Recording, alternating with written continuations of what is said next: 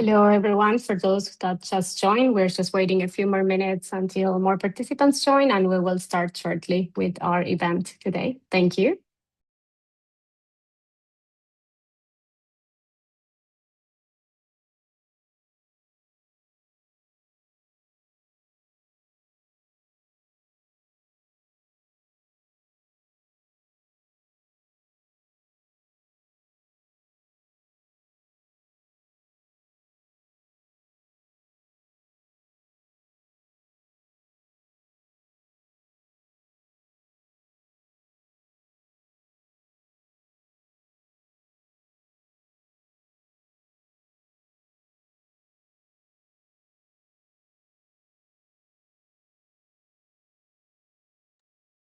Okay, I think we can already start, and more participants will join as we go. Hello, everyone. My name is Magalí Brosio. I'm the program lead for New Economy Goals at ZOE Institute for Future-Fit Economies. And today it is my pleasure to welcome you to this science policy dialogue on reimagining competitiveness on behalf of the MERGE consortium. Next slide, please. For those who are not familiar with the project, let me start the event saying a few words about it. So MERGE is an EU Horizon funded project comprised by 16 leading institutions that serves as a platform linking multidisciplinary research and policy practice in the area of sustainable and inclusive well-being. It enables dialogue, co-creation, and knowledge exchange between researchers, policymakers, statisticians, civil society, and other relevant actors. More specifically, MERGE aims to integrate well-being, inclusion, and sustainability indicators into policy at all governance levels. And it does so by identifying and engaging key stakeholders across both policy and technical domains, and facilitating science policy exchanges to strengthen the capacity of policymakers, national statistical offices, EU and UN level institutions, civil society actors to use integrated holistic metrics models and policy frameworks. Next slide, please. The Science Policy Dialogue you're joining today is the final event in a series of EU-level events hosted by MERGE. Its aim is to provide an interactive forum to explore how the EU's vision of competitiveness can better reflect long-term economic, social, and environmental objectives. The MERGE consortium has been exploring the topic of competitiveness for a while now. In October 2024, for instance, more than a year ago, consortium members reflected on the Draghi report and the composition of the new college, concluding that approaching competitiveness through the lens of sustainable and inclusive well-being could and should play a central role in shaping the EU's approach going forward. And that such approach would require a broader and more nuanced understanding of productivity, one that is aligned with social and environmental goals. This perspective conceives then productivity as the efficient and effective use of economic, human, natural resources to provide the goods and services necessary to deliver well-being for all now and in the future. A few months later, the coordinators of 8 EU Horizon projects, including MERGE, reflected on the competitiveness compass and recommended the Commission also to actively collaborate with researchers and key stakeholders in guiding and monitoring competitiveness using sustainable and inclusive well-being indicators and allocating resources and public funds based on sustainable and inclusive well-being goals and objectives. Most recently, we hosted a co-creative workshop with policymakers focused on the measurement of competitiveness, and together we explore opportunities for embedding sustainable and inclusive well-being indicators into existing EU initiatives. My colleague Laura, who leads this work, will shortly share further insights from that conversations. And through these experiences, we learned a lot, a great deal, but at the same time, important questions remain open. And it is these questions that today's dialogue seeks to address. Next slide, please. First of all, to what extent are sustainability and well-being goals compatible with the EU's current competitiveness agenda? But also, what are the key dimensions that a future-fit competitiveness framework should incorporate, and what existing metrics or tools could be utilized? And last but not least, what are the main leverage points in policymaking and governance to mainstream competitiveness centered around sustainability and well-being in the EU? Next slide, please. And to answer these questions, we have put together an amazing lineup of speakers and high-level commentators to help us devise the future of well-being and competitiveness. So first of all, my colleague Laura Danilaviciute, policy consultant at ZOE Institute and the lead of the policy lead of the MERGE project, will share further details on the EU-level policy work that we have done as part of this project, including the challenges and lessons learned. Then we'll have the opportunity to hear from a commentary by Lars Mortensen from the European Environment Agency, who will reflect on circular economy as a potential entry point to bridge the gap between competitiveness and well-being. And in the second block, we'll have two presentations that compare the EU and the US performance. First, Annegeke Jansen, PhD candidate at Leiden University and part of the Wise Horizons project, will share part of her research comparing European and environmental development using an interdisciplinary well-being framework that integrates 5 scientific school of thoughts. And after Annegeke, we'll have a presentation by Shaun Da Costa from the European Commission Joint Research Centre, who will present a new measure that enables welfare comparisons across countries that go beyond national averages. To wrap up this part, we'll close with a reflection by Sandrine Dixson-Declève from Club of Rome and Earth for All on the future directions in the intersection of competitiveness and well-being. Once we finish with the presentations, we'll stop the recording to allow for a more informal conversation, allowing participants to share comments and questions with the speakers. Please note that exchanges will be done under Chatham House rules, and I encourage you to use the chat throughout the whole event to share your questions or comments.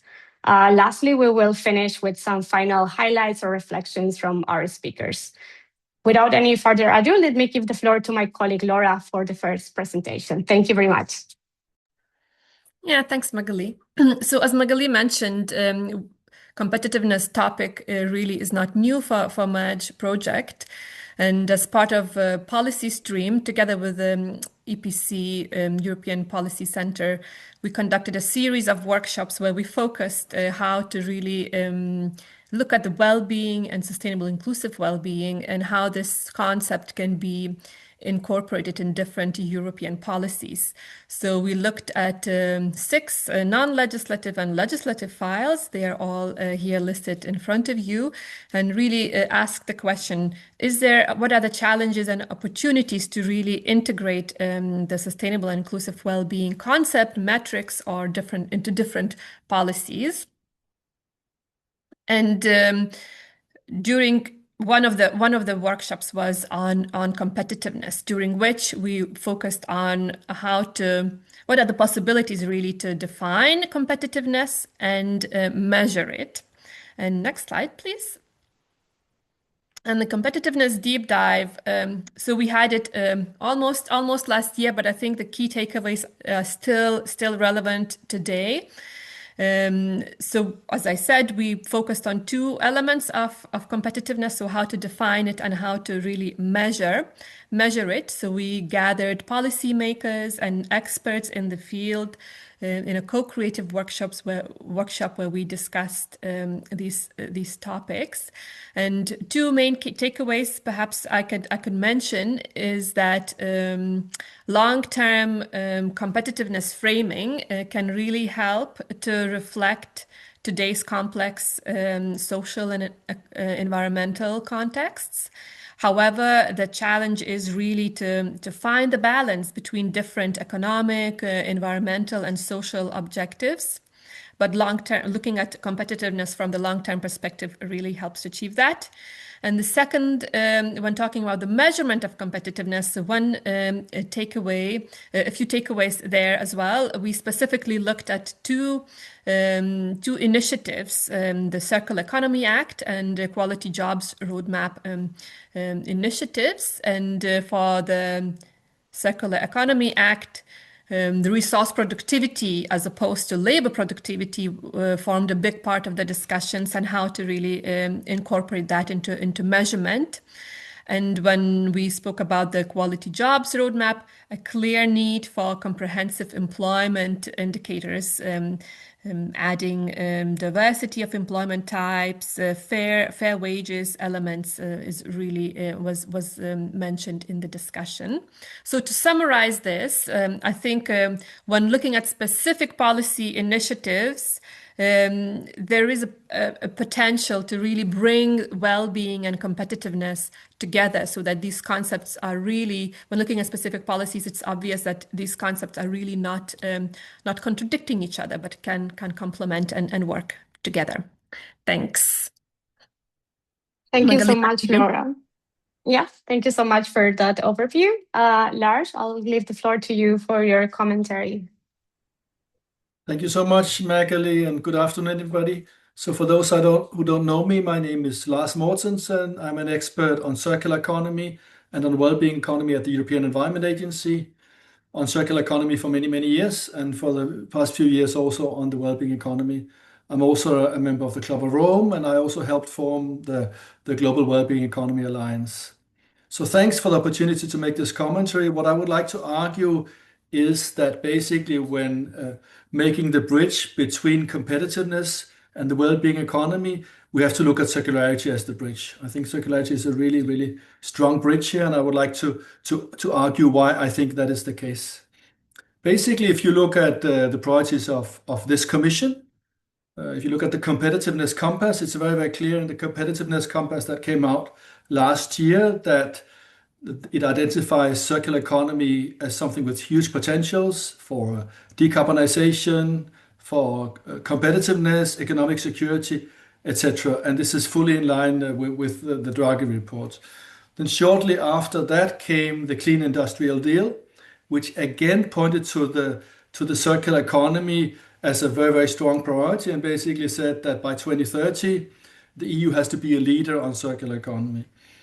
And I think perhaps in the very beginning, maybe we underestimated how big a priority circular economy is in the EU.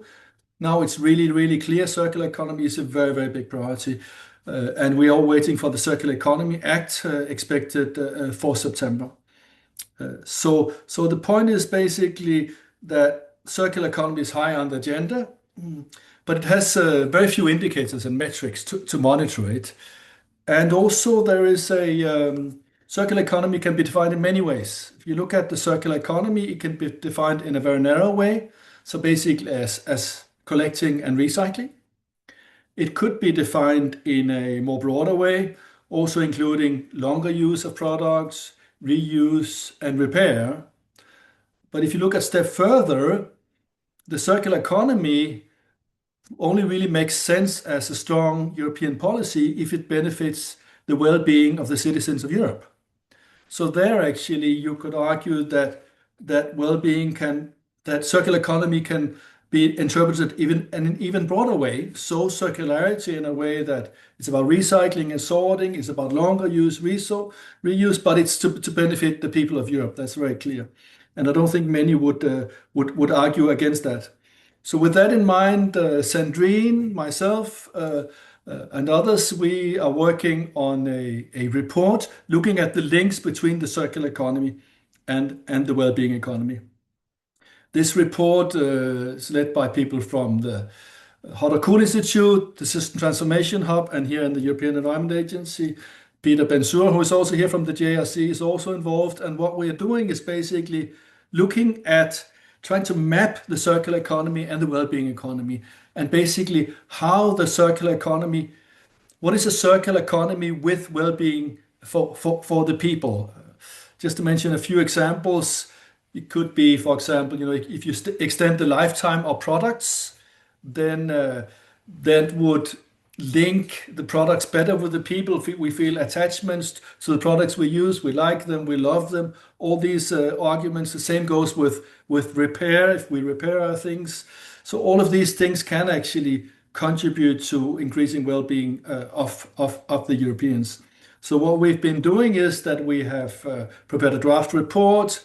We've gathered together some really high-level experts to discuss it, and now we're working to finalize that report, which is to be published around 1st of May, together with a briefing by the European Environment Agency. But of course, this is not enough. This is just the beginning. And what we're doing at the same time is that we're basically building a community. So we're starting to build a community around people who would really support this, joining the well-being and the circular economy concepts, and actually using that policy hook to make the arguments for many of these things we believe in: well-being, systemic thinking, and all of that. So Sandrine and I, together with System Transformation Hub, Hot or Cool, the Club of Rome, the European Environment Agency, are actually building this community.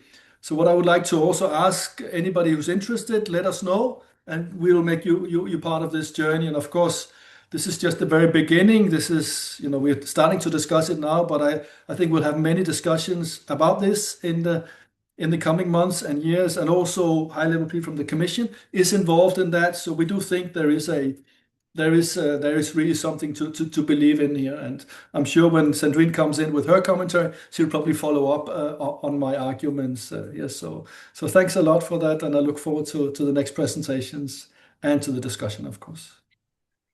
Thank you so much, Lars. You made a very compelling case, and I look forward to reading the report and also being part of the community. So do keep us informed about next steps. Then we will move down to the second part of kind of this panel, which is the more technical presentations on measurement. And first, we'll start with Annegeke Jansen. So Annegeke, the floor is yours. Thank you, Magalí. Let me just share my screen. All right. Yeah, my name is Annegeke Jansen. I'm a PhD candidate at Leiden University at the Institute of Environmental Sciences and a research associate also at the Wellbeing Research Center at Oxford University. And today I want to present some recent work that we've done about an EU comparison, a comparison between the EU and the US on well-being. Because I think that the competitiveness narrative now and the compass that has been pushed forward, it doesn't come out of nowhere. After a long period of economic convergence between the EU and the US, the EU has started to lag behind. So, for example, these three economic indicators show that pretty clearly. So, net national income per capita in the US grew much sharper than the EU. The same for household wealth. The average household wealth is about 100,000 euros higher in the US than in the EU. And also labor productivity is really behind in the EU. And I find it very interesting, and I come back to that very briefly later on, that the difference in labor productivity between the EU and the US is mostly driven by the tech adoption in the US. So it's because that the US really adopted this more quickly and more thoroughly that they see higher increases in labor productivity than the EU. But of course, the economic picture cannot paint everything about what is going on in our lives. This is also very central to the beyond GDP debate, and I think it's just as central to the beyond competitiveness debate. So what we see, for example, is that income and well-being might be correlated to some extent, but it's not the same. So here on the left, the graph for the Netherlands, where you see that GDP per capita kept increasing, while life satisfaction or happiness actually declined. A measure like average income or average wealth also doesn't say anything about the distributions. So maybe, which is also the case in the US, this average number is really driven up just by the incomes at the top of the distribution, while people at the bottom of the distribution, or even the half bottom of the distribution, are not benefiting so much from that growth. And of course, these economic indicators also say nothing about sustainability and the extent to which progress can continue to be made. And I think that this is also very intuitive for us, that the main goals of progress, of development, should not just be about economic development, but it should be about well-being. And also the Treaty of the European Union, Article 3, reminds us of that. So the Union's aim is to promote peace, its values, and the well-being of its people. It doesn't start with the goals of the Union is to be competitive or to create economic growth, right? So we also thought that then, if it's not just about economic numbers, then what is actually more interesting is the well-being. And we have to also study how well-being or the quality of life differs between the EU and the US. And then you get into this question of, okay, but then how to measure well-being? It's maybe a bit more of a vague concept in comparison to economic growth or GDP. So there's many different scientific schools of thought that have grappled with this question. So for example, you have scholars that really focus on subjective well-being measures. They find it very important to ask people themselves how they rate their lives and see how that develops over time. There's also people that are strong advocates of welfare economic approach, where it's really based in strong economic theory. Some people argue we need to use needs theories. So people have basic human needs and these need to be satisfied. And we also cannot compensate a certain type of need with another. So for example, I might have a lot of clothes, but that cannot compensate me for when I'm deprived in terms of food or housing, for example. And then there's the capability approach, which really focuses on the capabilities that someone has to live a valuable life. And all these different scientific approaches, scientific schools of thought also have their different ways of measuring well-being. And what we try to do is come up with a framework that takes something out of all these different approaches. And of course, you lose some granularity and you lose some of the good things these individual scientific schools of thought have to offer, but you gain an interdisciplinary perspective. And that is also a bit where the sustainable inclusive well-being comes from. That has also been mentioned in the introduction. What we really see is that it's really important to look both at the average current well-being in society today, but also look at the distribution within society and also between different countries and groups of people.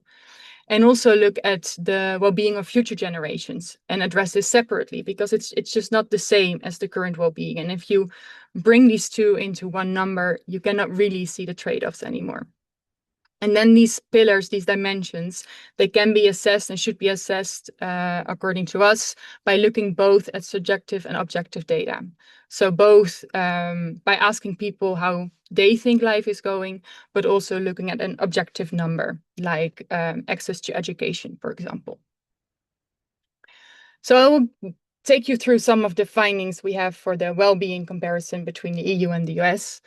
And what we see overall is that the EU catched up in terms of well-being with the US, and in some cases even overtook the US.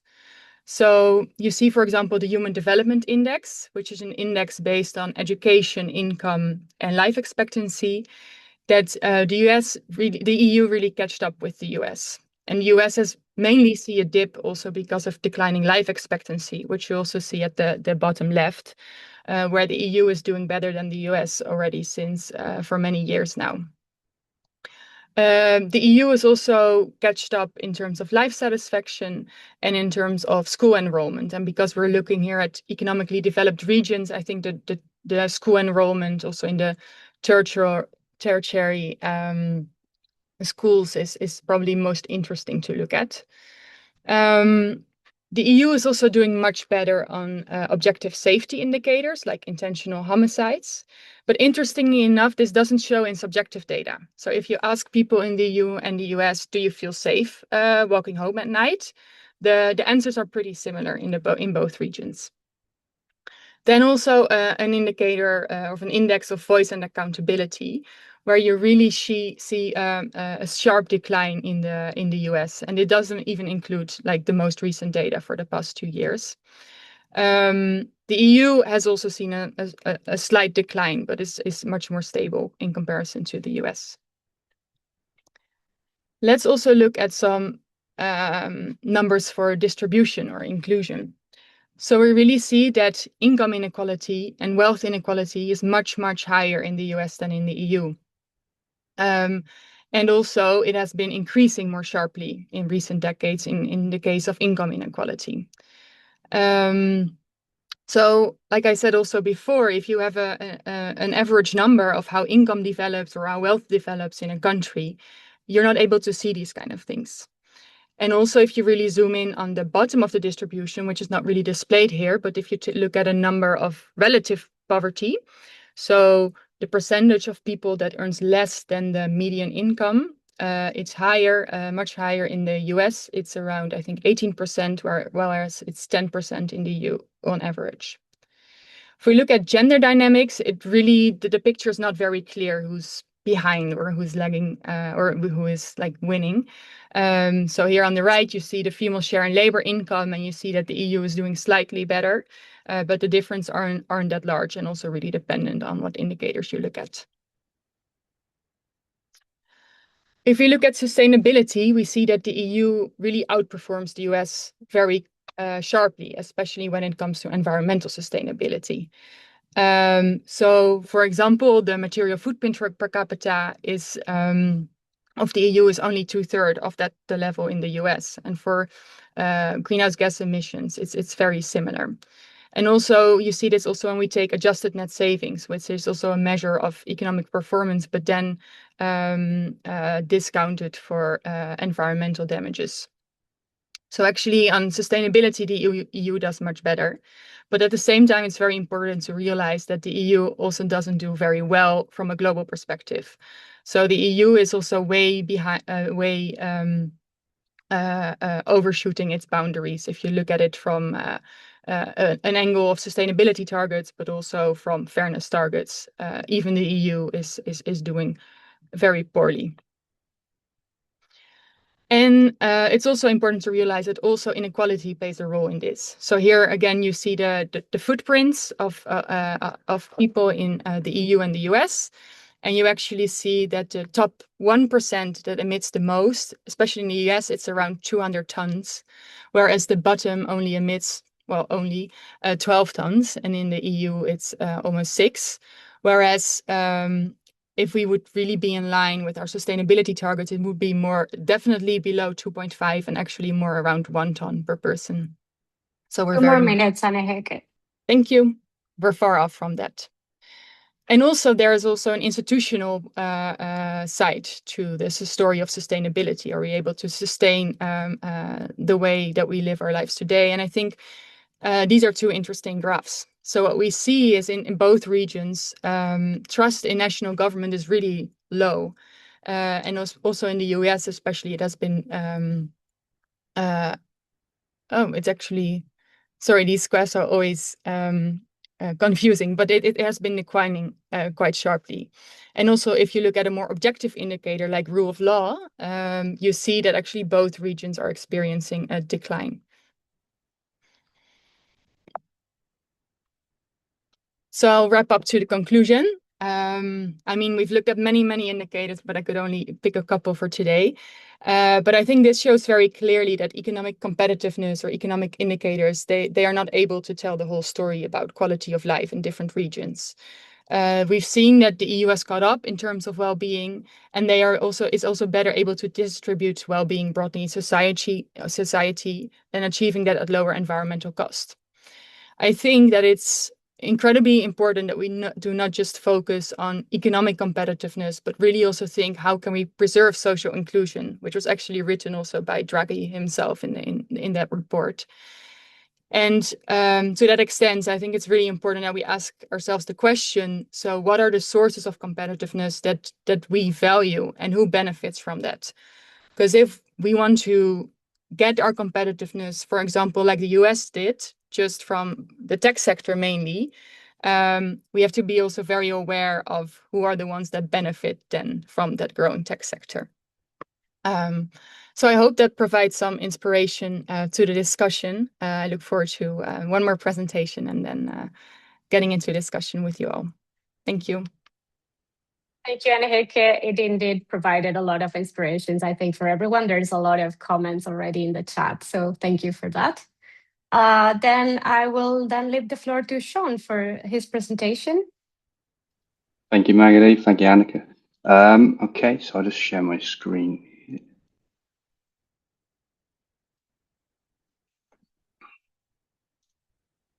So I hope you can all see my screen. So my name is Shaun Da Costa. I'm a researcher at the Joint Research Centre in Ispra in Italy of the European Commission.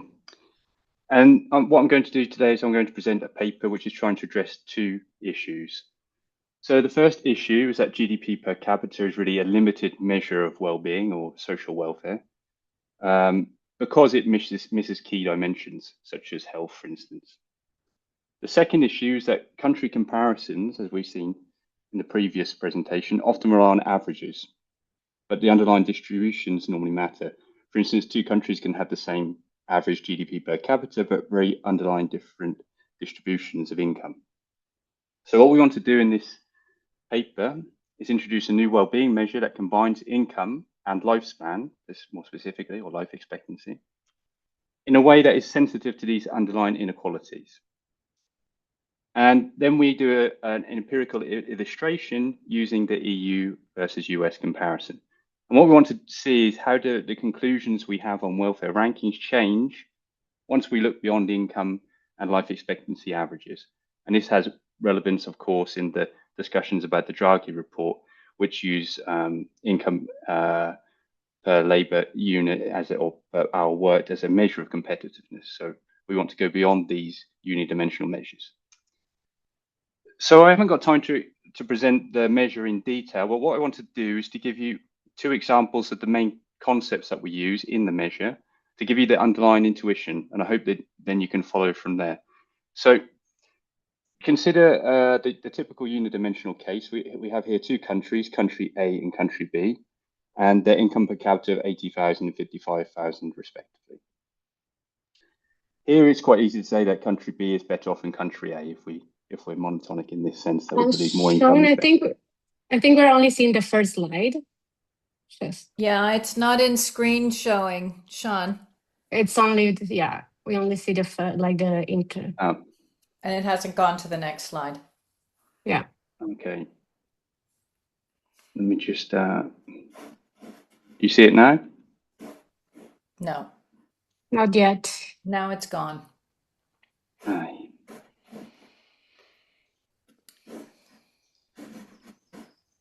Magalí, can we make sure that we distribute also the presentations? Because these are fantastic presentations. Yeah, of course, whatever the speakers are comfortable sharing, happy to distribute them. Can you see it in this way? Yes, that's better. Perfect. Yeah, I'll just go through this way because I think the full screen isn't working. Okay. Okay, so just back to what I was saying, two countries. We look at in terms of income, country B is better off than country A if we consider that more income is better. Okay, so that's a standard unidimensional case. Things become a bit more complicated when we add an extra dimension. Now country A is better off in terms of life expectancy than country B. So the question is, how do we make a decision? Okay, and you can use dashboard approaches, but at the end of the day, we have to make a trade-off between these dimensions to make a conclusive ranking of the two countries. And then what we need for that is a theory of well-being, as was highlighted in the previous presentation. So we choose to look at one specific theory of well-being, which is based on preferences, which is a typical approach used in welfare economics, which says that basically we can infer people's value on different dimensions of life via the trade-offs they're willing to make. So here we're going to use an approach called the equivalent income. So what this does is imagine there's a hypothetical situation where we have a reference life expectancy set at 85 years. What we want to ask is what level of income would make country A and country B indifferent between these two situations, the actual and the hypothetical. So this is an approach that was introduced by Marc Fleurbe, and basically what it says is income level that when combined with a reference set of non-monetary dimensions gives the same level of well-being as the actual situation. So by fixing that non-monetary dimension, then we can focus and try and make a monetary equivalent that allows us to make a comparison between the two countries. So let's assume that we have information on trade-offs that people are willing to make. We can typically observe those through choices, through surveys. And in this hypothetical example, assume that country A and country B are willing to give up around 10% of their income for an extra year of life expectancy. So this is a very stylized example, but just to show you the mechanics of the measure. What we can do from there is that we can calculate how much they would be willing to give up to achieve the reference level of 85 years. So this is 5 times 10% of 55,000 for the first. It's 5 years is the difference between 80 and 85. And we can do the same calculation for country B. And then what we have now is a money metric where the non-monetary dimension is fixed, but now we can compare the two countries in terms of their equivalent income. And here we can see that country A is better off than country B. So this is the first concept I want to present, is how do we go beyond income and unidimensional measures? So as I said in the introduction, as was hinted on the last presentation, two countries may have the same averages, but very different underlying distributions. So take another example here. We have two countries, and we have two groups in each country. So in country A, both of these groups in the population live till 70 years. In country B, one group lives till 50 years, another group lives till 90 years. So you may be unsurprised to realize that the average lifespan or life expectancy in these two countries is the same. But in country B, there's an inherent inequality. Some people live till 50 years, some people live to 90 years. And we may want to make an adjustment that takes into account this inequality if we find it's unjust. And the same issues, of course, apply for any average. So how do welfare economists address this issue? Well, fundamentally, it's important to realize that this is a value judgment. Taking an arithmetic mean of the distribution means that you don't really care about the underlying distribution. You just care about the mean of that distribution. But there are other means that are sensitive to the underlying distribution. For instance, the geometric mean, where you multiply the two numbers together and you take the square root. If we take the geometric mean here, we can see that this mean of the distribution is 70 years in country A and 67 years in country B. It's because if you have in a geometric mean, if you're multiplying smaller numbers in there, then you get a penalty. Okay, so this is a concept that was introduced by Jack Silver in 1983 in terms of life expectancy. It's called the equivalent length of life, and it's also a special type of social welfare function, which is linked to a family of means. Okay, so this function here that I present at the bottom here is different types of means you can take in a distribution when you set this V parameter to different values. If you set it to 0, you end up back at life expectancy. If you set it equal to 1, you would get the geometric mean. Equal to 2, the harmonic mean, and so on in between cases. But what this V parameter does is give you a way of controlling the weight that you place on inequality or your aversion to inequality in the distribution. So that was concept 2, going beyond averages. And what I just want to quickly show is how we bring those together in a easy to understand way. So in the original example, we had income and life expectancy. Sorry, this here should be life expectancy. And then we did the equivalent income approach, and we asked what level of income would make people indifferent between the actual and the hypothetical situation. And what we do in the paper is we replace that life expectancy with the equivalent length of life measure that I just showed you in the previous graph. And then that allows us to make comparisons that take into account the underlying distribution of lifespan. We also do a similar thing for income inequality. I won't show that here, but the concept is, and the intuition is the same.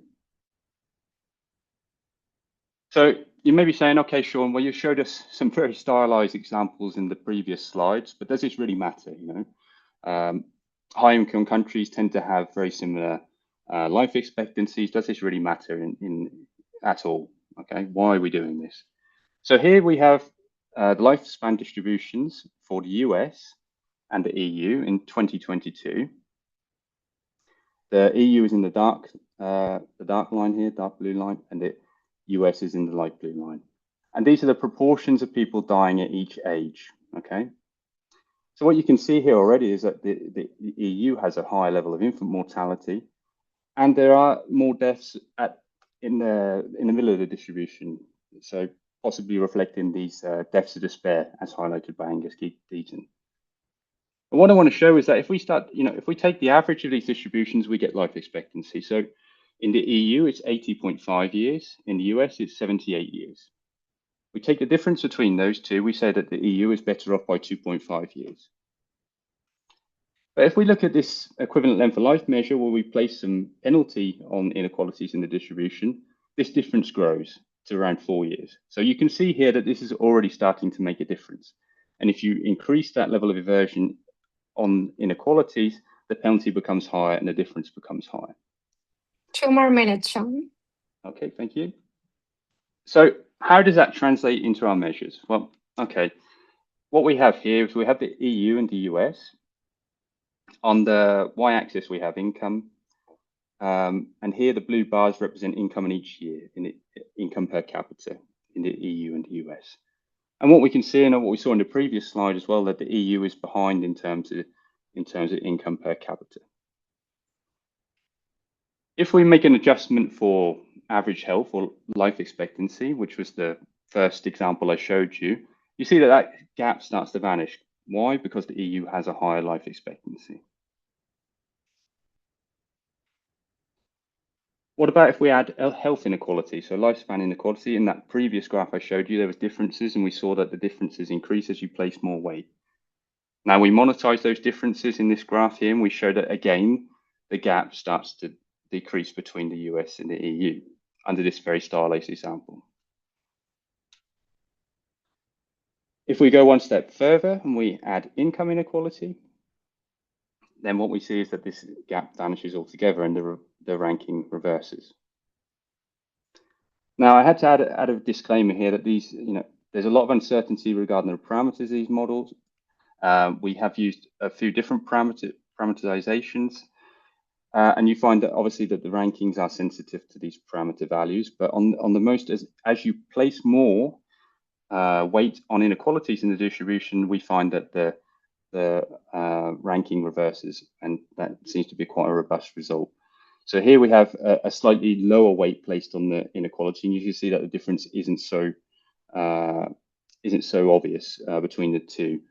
But if you crank that inequality aversion parameter up, that we see that the EU versus US comparison changes much more in the EU's favor.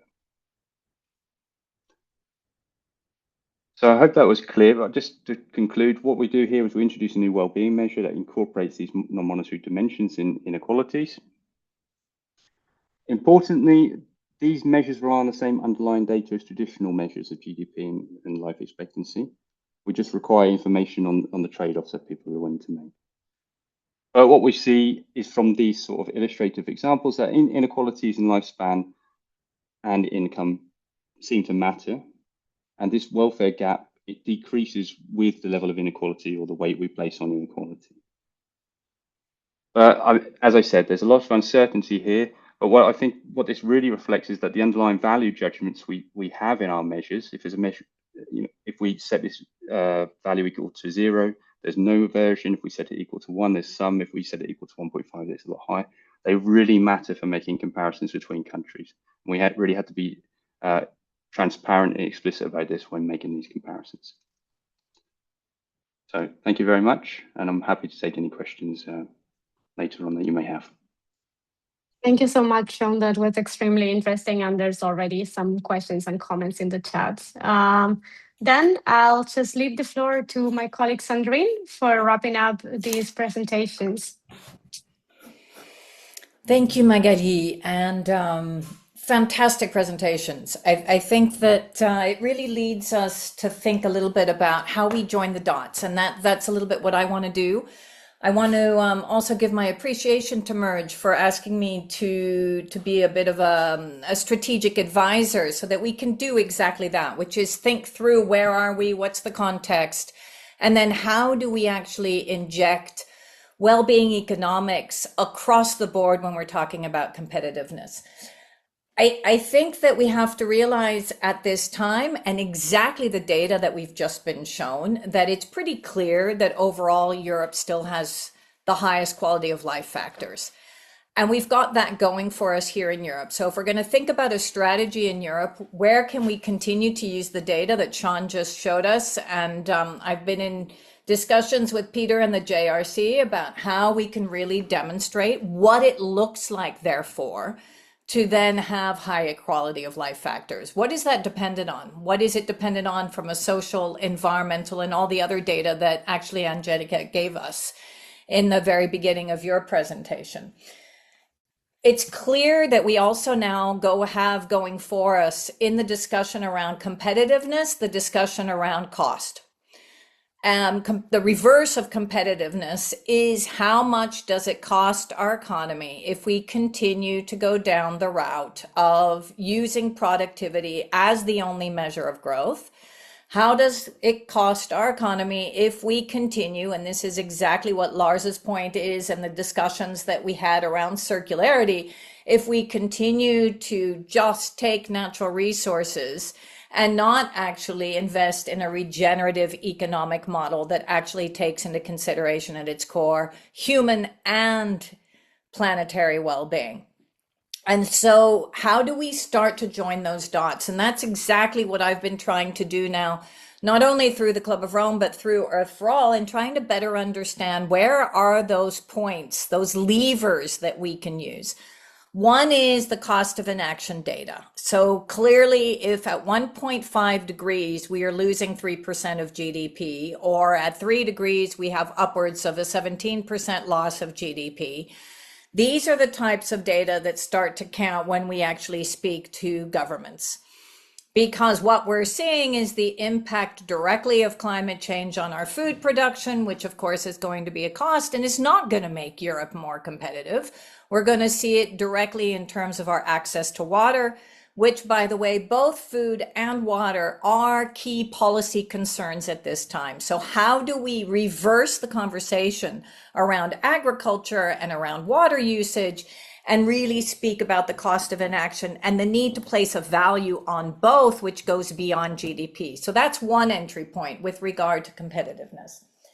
The other entry point is a little bit what has just, and this is much more of a macro entry point, which has just been shown to us by Shaun and also by Annegeke, is this whole concept around human progress and quality of life. Now, for the first time this last year, the UNDP had their Human Progress Report, and it very clearly indicates that for the first time ever, human development is going backwards, not forwards. If we can say that human development is going backwards, not forwards, in particular in the United States, because that is a system that does not take into consideration social or environmental well-being, and the way in which the European Commission is pursuing competitiveness for the moment, the Draghi report's interpretation of competitiveness is a neoliberal model. So we need to reverse that conversation into demonstrating that, hold on, yes, we may have lost in certain areas around competitiveness from an industrial perspective, and demonstrate why and come up with those solutions. But overall, that does not mean that we need to adopt an American neoliberal model, which actually is going to take us much further away from the quality of life factors that we've been able to embed in our economy. So that's number 2 entry point. I think it's really important that we think about these levers and these entry points. The third key entry point is using circularity directly. And that is exactly, and really unpacking a few of the core areas of focus that the European Commission is addressing. Circularity is definitely a safe space to bring in well-being economics and bring in a holistic approach that goes beyond, by the way, just the waste interpretation or waste management interpretation of circularity, which is very much what we talked about at the EEA, and really takes circularity to the next level, which is circularity plus regenerative. And that is fundamental. That opens up a whole conversation around how do we make people's lives and livelihoods better? How do we address resource use, etc. As I said, water is another key lever for the moment, as we know that we will have stronger water policy. And this, alongside food, I think is really very important. And then we come to the whole conversation around beyond GDP.